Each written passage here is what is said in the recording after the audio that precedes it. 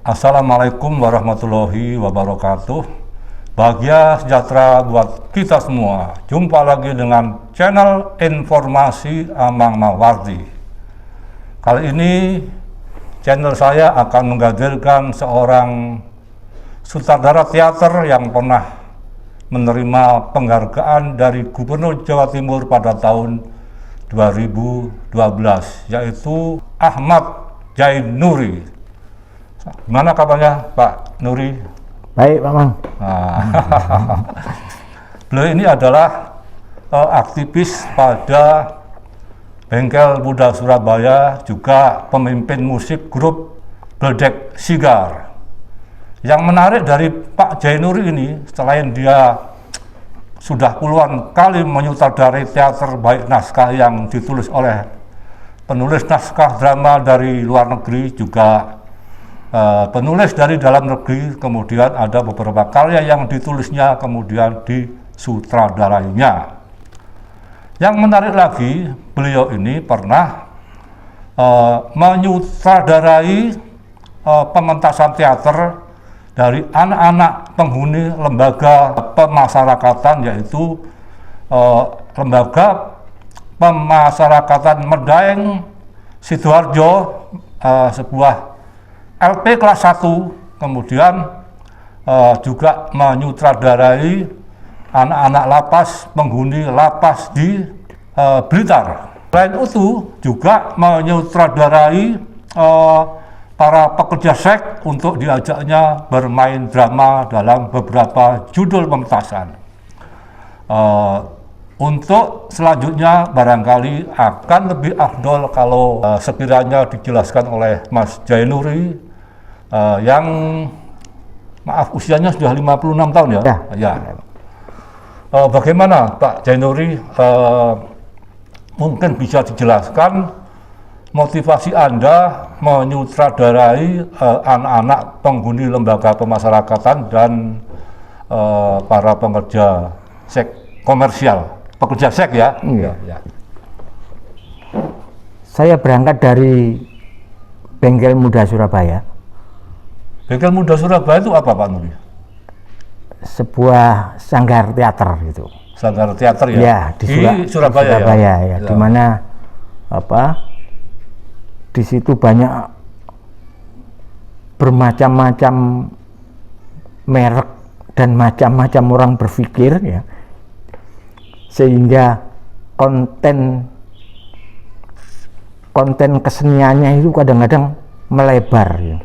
Selain melebar, banyak macam-macam cakrawala gagasan yang menantang. Ya. Dan menurut saya umur teater itu sama dengan umur manusia. Maksud saya sebuah wilayah garapan ya, wilayah pemikiran ya. Umur manusia itu sama dengan umur teater. Jadi ketika manusia itu hadir di bumi ini, mereka sudah berteater ya? Iya. Dinamikanya, cara berkiprah itu sebenarnya sudah membuat sejarah teater tersendiri. Iya. Makanya ketika saya masuk proses, ketika awal-awal masuk bengkel, saya merasakan ini tak ubahnya. Selain merekonstruksi apa yang sudah pernah kita lakukan, ya maksud saya perjalanan hidup ya. Selain merekonstruksi yang sudah pernah kita lakukan, juga membuat pengalaman baru. Ternyata perjalanan hidup itu tidak sekedar lewat aja, tidak sekedar kita jumpai saja. Lalu saya berpikir, kenapa kalau untuk proses teater itu bisa direkonstruksi dalam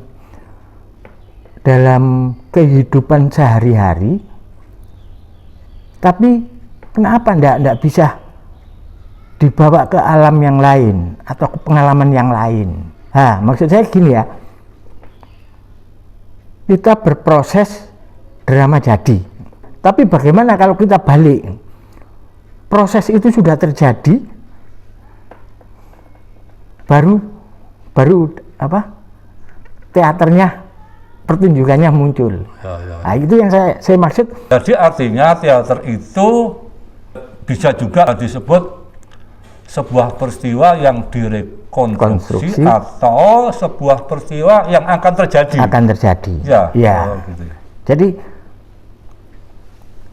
ketika dibawakan orang pada umum sebuah seniman teater itu kita harus berproses baru menemukan.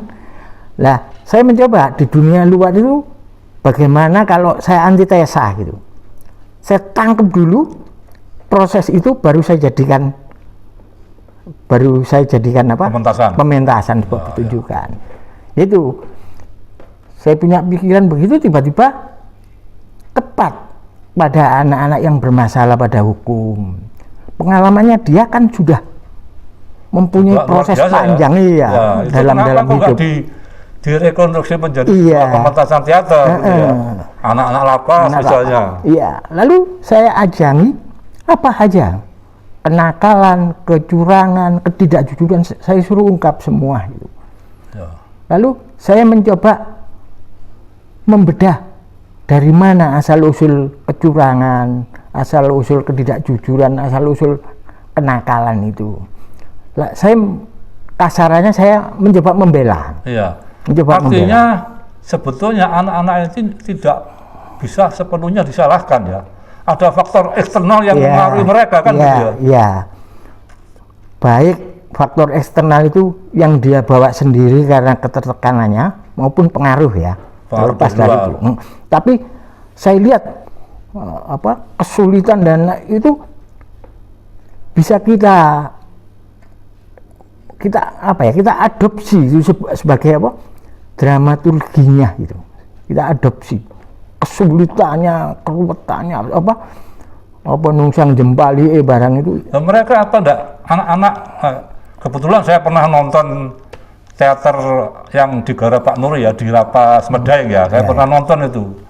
Itu mereka apa enggak kesulitan karena mungkin dari mereka itu tidak punya pengalaman berteater ya atau berkesenian ya. Ketika diajak bermain teater, bagaimana tanggapan mereka? Saya ketika masuk pada mereka itu nggak pernah membawa persoalan teori-teori yang seperti teater-teater pada umumnya. Saya cuma selalu mengulas atau mengurai persoalan-persoalan diri mereka sendiri sampai menemukan dramaturginya dirinya itu, pengalamannya itu.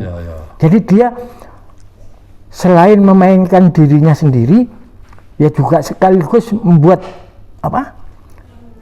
teori apa yang ada dalam dia lakukan diri mereka. Diri mereka. Sehingga mungkin Pak Nuri di situ bisa menemukan teori baru mungkin ya, teori berteater yang baru atau gitu.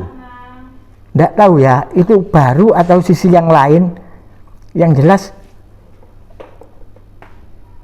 semua teater itu kan berubah Pak, ya bergeser artinya aksi ya, selalu bergerak, pengertian drama itu kan selalu berubah. Saya menghindari pengulangan gitu aja Pak, gitu aja. Itu menarik, menghindari pengulangan karena sesuatu yang diulang itu sudah tukang, bukan kreatif. Kecuali kalau lagu pop dinyanyikan oleh orang lain, ada yang bagus. Kalau drama itu kan sulit, harus menemukan idiom-idiom baru gitu ya. Nah, estetiknya itu di situ Pak, estetikanya itu di situ diproses jadi kekuatannya, bukan jadinya. Sehingga jangan sampai anak habis pentas selesai kesepian. Bagaimana anak selesai pentas makin menyala dinamika batinnya. Ya banyak kan akhirnya kerja, jadi wira swasta, jadi pengepul barang-barang sampah. Itu tidak ada di benaknya awalnya. Begitu mengenal kalau dirinya itu punya punya potensi, tiba-tiba dia muncul hal-hal yang semacam yang di luar itu pokoknya nggak kepingin jadi tukang pokoknya gitu. Jadi Dan itu lahir dari proses. Dan pementasan itu presentasinya aja, cuma Itu membuktikan aja. usianya berapa Pak Nuri itu rata-rata mereka yang diajak pentas yang penghuni lapas Medaeng sama lapas Blitar itu? Kalau anak-anak lapas Blitar itu sekitar ya paling tua umur 21, 20 gitu ya. Paling tua ya. Paling muda ya paling 16 gitu. Ya, ya, 16, 15 gitu. Kalau Medaeng sudah apa? Dewasa. Sudah dewasa Medaeng. Dewasa. Ya. Ada yang 30 ke atas, ada yang. Itu judulnya apa Pak Nuri kalau boleh tahu yang saya juga pernah nonton lupa ya yang di Medaeng itu kalau tidak salah 5 atau 6 tahun yang lalu ya. Ya. Di Medaeng itu rasanya baru kemarin. Oh, di Medaeng judulnya rasanya baru kemarin. Iya, iya. Itu satu judul ya. Satu judul. Oh, kalau yang di Blitar judulnya apa Pak? Di Blitar itu yang pertama itu yang saya garap di dalam Blitar itu ya terlayar itu tinta merah. Artinya tinta merah itu konotasinya orang yang dianggap Iya. jahat gitu Jahat, ya. ya. Padahal karena ya dari ya. karena dari 13 anak Ya. yang 11 itu pembunuh. Jadi 13 keras. anak yang disutradari Pak Nuri, Iya. yang 11 pembunuh. Iya. Jadi ya apa? Keras-keras anunya itu. Anunya karakternya keras ya. Iya, dia memang orangnya itu apa ya? Kemauannya keras-keras. Ya. Iya, Nah, terus rata-rata. maaf ini dalam untuk menaklukkan mereka dalam tanda kutip ya, Iya. gimana caranya Pak Nur? Mereka kan keras-keras, bekas pembunuh gitu. Iya. Saya dari dulu mulai dari bengkel ketika jadi sutradara enggak pernah.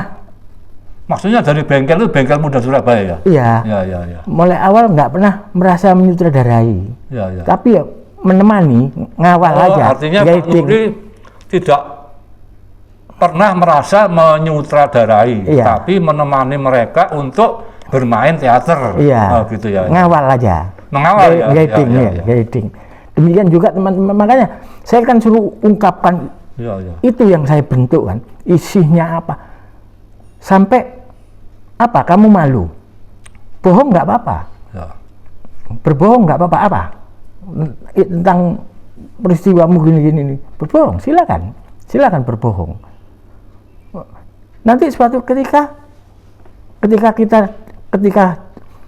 mulai omong-omong jadi teks jadi naskah jadi pemain, nanti di dalam proses ini loh mereka akan menganulir dirinya. Ini mungkin saya bisa mencoba menyimpulkan ya. Tentang proses berteater anak-anak lapas ini. Mungkin Pak Nuri menggali dulu, kemudian menemukan format jati diri mereka, baru memberi judul ya. Bener. Bukan Pak Nuri, kon main ini, bukan gitu kan? Bukan. Jadi mereka digali dulu kejiwaannya ya. Setelah itu, enaknya arah iki juga judul. Jadi naskah. Atau jadi naskah yang cocok baru untuk anak-anak itu ya. Oh iya. Ya itu memerankan dirinya sendiri kebanyakan, tapi melebar sifatnya. Itu sehingga dia lebih kena ya. Iya, sehingga dia bisa menduga. Loh, keliru ku wingi ku sakjane iso merono ya. Bisa ndak keliru ya sebenarnya. Ya. Jadi mereka itu istilahnya tahu teater ya. Tahu kehidupan, tapi informasi tentang kehidupan yang putus. Sehingga dikira kalau begitu cuma nakal adanya. Nggak tahu di dalam proses kreatif itu kayak perbuatan kayak gitu bisa dibuat apa-apa. Nah, itu yang. Jadi saya cuma ngawalnya gitu, memberi informasi-informasi yang sesuai dengan dirinya lah, yang bisa dilakukan. Dengan karakter mereka ya. Iya, yang bisa dia. Bukan karakter ya, sesuai dengan kejadian yang menimpa mereka dan barangkali juga karakter ya. Iya, kapasitasnya lah ya. Di Blitar itu baru satu pementasan ya. Iya. Oh iya. Nampaknya sudah masuk shelter anak-anak itu. Anak yang mau keluar bisa direhabilitasi di shelter dulu. Itu yang mulai kita garap, mulai dibentuk sama Ubaya ya.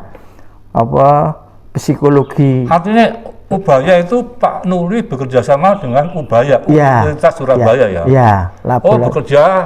Bekerja sama dengan laboratorium Fakultas Psikologi Ubaya untuk garap anak-anak. Teater anak-anak ya, bukan Iya. teater anak-anak Pak Nuri, Pak, teater Saya- remaja bener ya. iya, Teater remaja. remaja itu. Ya, Saya anggap aja anak lah, enggak anak apa-apa. ya. Jadi teater sebagai terapi, Oh ya. apa secara psikologinya gitu. Ya. Yaitu ada Maha Ibu, yang kedua itu lapar, Suara beku itu. ya ketiga itu.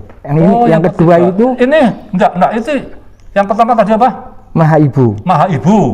Yang kedua lapar, Lapar. atau anak-anak sedang membayar hutang pada negara, lapar, Subjudul. subjudulnya anak-anak sedang membayar hutang pada sedang negara, membayar membayar hutang. anak-anak sedang membayar hutang pada negara. Iya. Yang ketiga tadi, Yang ketiga suara beku. suara beku.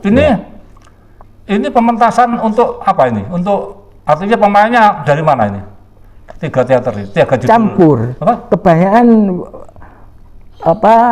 lapas Jombang, lapas Kediri, sama lapas Blitar. Gabung ketika shelter itu digabung. Jadi teman-teman penghuni lapas Blitar, lapas Kediri, sama lapas Jombang Yang menjelang keluar itu loh Pak, mesti kan ada rehabilitasi kan? Iya. Bebas di Di karantina itu loh. diajak main teater. Heeh. Nah, saya belum pernah melihat ya, tapi saya pernah mendengar bahwa Pak Nuri pernah menampilkan para pekerja komersial dalam pementasan di Festival Seni Surabaya. Ini buat saya, Festival Seni Surabaya ini adalah festival bergengsi. Iya. Tidak gampang lah orang teman-teman seniman untuk masuk ke festival seni ini, karena saya dengar kuratornya juga ketat ya. Iya. Nah, itu gimana kok bisa sejarahnya kok bisa ngajak para pekerja seks itu? Bahkan saya dengar ada di antara mereka yang maaf ini ya terkena HIV. Iya. Nah, gimana itu Pak Nuri? Ya saya sudah beberapa kali awalnya ditawari sama Festival Seni Surabaya, Ya. membuat teater yang apa ya ini ya, alternatif Teater atau apa sih? alternatif ya? Iya, anggap Ya, aja ya. alternatif. Cuman pas tepatnya itu yang bisa saya garap teater berdaya ini, Ya. para pekerja seks. Jadi saya pas tidak nggarap anak-anak lapas. Jadi saya latihan itu ya agak ngawal lagi. Ya. Mulai anak umur belasan tahun, mulai sampai umur 65 tahun. Oh, mereka Iya. kalau 65 tahun itu apa enggak mucikarinya? Bukan, dia sudah ndak laku. Wis sakjane wis pensiun, tapi dia ndak bisa pulang, ya ndak punya saudara, kemana-mana ndak bisa. Ya akhirnya ngedok di situ. Pekerjaannya itu kalau nggak mijet ya nyuci pakaiannya. Jadi Pekerja seks yang muda-muda itu. ada sebut aja ya mantan PSK ya. Tapi belum mantan. Oh, belum mantan ya? Dia Jadi tetap- umur 65 itu masih Masih. berkecimpung sebagai pekerja seks ya? Iya, karena dia pijet sama cuci-cuci kan ya nggak rutin ada. Iya. Jadi tapi lakunya itu kalau jam 3 malam gitu loh. Iya. Sudah sudah ada yang Ada muda-muda. aktivitas. Iya, semua sudah ngantuk, sudah capek. Ono wong mendem berat. Ya saono baru laku. Oh, baru laku ya? Iya, baru laku. Oh. Kayak gitu. Yang tua-tua itu. Ya. Kalau yang pekerja yang penderita HIV itu ada berapa, Pak? Satu, Pak. Satu ya. Oh, Suatu ketika kita latihan terus, dia juga aktif yang kena HIV itu. Semakin lama semakin nggak aktif. Katanya berangkat latihan ditelepon tapi nggak datang. Katanya kok padahal kita sudah jauh latihan ini. Dialog dia juga sudah banyak. Akhirnya dia ngomong ya, tapi mulai awal sudah ngomong kena ya. Ya. Iya. Tapi Pak Nuri tahu kalau awal sudah anak itu kena ya? Iya. Kena HIV, sudah tahu ya? Iya. Ya kenanya bukan mulai awal, sudah masuk. Ya, yang jelas sudah masuk latihan. Sudah masuk, baru Pak ada Nuri kemudian tahu. Berita kalau dia ngaku kena. Ya. Nah, ya. Lalu saya mencoba akhirnya latihannya itu, saya ke rumahnya, ke wismanya gitu. Ya, ya. Kadang-kadang di luar, dialognya mulai nggak kuat, sering pusing, sering anu. Usia berapa Pak Nuri? Ya 35-an ya. waktu itu yang. Lalu saya kurangi porsi dialog itu, saya kurangi, saya kasihkan yang lain, saya cerita tentang pengalamannya itu tadi ya. Sampai suatu ketika dia itu berangkat nggak, saya tetap rutin selain latihan dengan anak-anak yang teman-temannya yang lain ini, saya juga sebelumnya ke dia melatih ya, khusus ke wismanya, ke tempatnya itu. Itu judulnya apa Pak Nuri? Waktu Rembulan di atas Kremil. Rembulan di atas Kremil. Iya. Kremil itu kan lokalisasi ya? Iya, lokalisasi di Surabaya Utara ya, di Surabaya yang terbesar. Sekarang nggak ada ya sudah? Udah nggak ada. Bubar seperti juga Doli sudah nggak ada ya? Iya. Ya. Ya itu semakin lama semakin nggak kuat, tapi fisiknya kuat masih ada, cuma pusing cepet ya. Sampai nggak saya beri dialog sama sekali. Dialognya itu saya transfer ke teman-teman, saya temannya semua. Tapi dia saya jadikan aktor seutuhnya. Mulai awal itu sudah saya keluarkan. Mulai lampu menyala itu sudah ada dia. Dan saya beri duduk di tempat paling apron ya. Apron itu panggung paling depan. Saya taruh pucuk, saya kasih penerangan yang bagus sekali. Lalu saya pakai kostum pengantin gitu. Lalu saya cuma ngomong gini, kamu kalau mengingat atau merasakan sesuatu kepingin nangis saya, kepingin senang ya senyum ya gitu aja.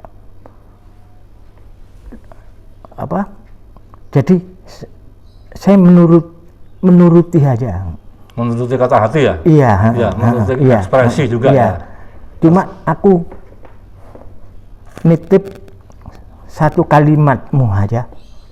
Nanti terakhir itu ketika kamu ditanyai teman-temanmu, tolong surat yang dari Dinas Kesehatan itu kamu beritahukan pada teman-temanmu. Kalau hari ini aku tadi di Justice kena HIV AIDS. Lalu saya tutup, saya closing. Tapi teman-teman mereka tahu kalau dia kena ya? Tahu semua. Tahu ya. Tahu semua. Tahu. Menurut saya kita dalam lingkaran ini kan orang yang sudah bukan nggak berdaya ya, yang nggak punya kesempatan apa-apa semua sebenarnya. Ya. Sudah orang miskin, sudah hidupnya pas-pasan, lalu musibah, lingkungannya itu tidak sehat ya kan. Mau kemana lagi? Ayo kita memberi satu catatan sedikit aja bisa tersenyum dalam naskah ini. Sekali aja kita tersenyum. Ya. Hampir semua dialog-dialog terakhirnya itu membawa kegembiraan. Biar yang umur 65 tahun itu juga gitu. Ya. Percintaannya dengan seorang tukang becak di jalanan dan sudah punya istri. Ya. Tapi seumur hidup dia tidak pernah menemukan cinta kayak gitu. Ya. Jadi saya mencoba ingin sekali aja tersenyum. Tapi bukan tersenyum senang tapi ikhlas lihat hidup ini. Batas ini ikhlas. Ya memang harus dilewati mungkin hal-hal kayak gitu. Kayak gitu. Nah, terus selama ini apa mereka pernah kontak Pak Nuri lagi, baik mantan penghuni lapas maupun para pekerja seks ini? apa pernah kontak atau pernah ngajak, ayo main drama mana Pak, misalnya gitu? Iya banyak yang Ya, banyak main yang drama ya. kontak. Lalu yang kebablas tambah Ya. hilang sampai hilang ya ada. Ya, mungkin teman-teman pemirsa perlu saya informasikan bahwa Pak Nuri ini pernah juga berguru pada teater populer pimpinan Teguh Karya. Ini mungkin sekitar 20 tahun yang lalu Pak Nuri ya? Iya. 20-30 tahun yang lalu ya kira-kira. Iya, sekitar itulah. Ya. Kemudian beliau ini seperti yang tadi saya sebut, pernah menerima penghargaan dari Gubernur Jawa Timur sebagai seorang seniman dalam kategori kreator. Nah, mungkin Pak Nuri bisa menjelaskan apa sih arti penghargaan buat kita semua. Saya kira penghargaan itu cuma pengingat aja gitu, bahwa kita pernah melakukan sesuatu gitu, walaupun sekecil luar apapun. biasa ini, luar biasa. Arti sebuah penghargaan bahwa bagi Pak Nuri adalah sebuah pengingat bahwa kita pernah berbuat sesuatu. Walaupun sekecil apapun. Walaupun sekecil apapun. Demikianlah teman-teman semua perbincangan hari ini dengan sahabat saya Ahmad J. Nuri yang pernah atau sampai sekarang aktif pada komunitas seni Balai Pemuda Surabaya yang bermarkas di Balai Pemuda. Kemudian selain berteater, Pak Nuri ini adalah pemimpin dari grup musik Bledek Sigar. Wassalamualaikum warahmatullahi wabarakatuh.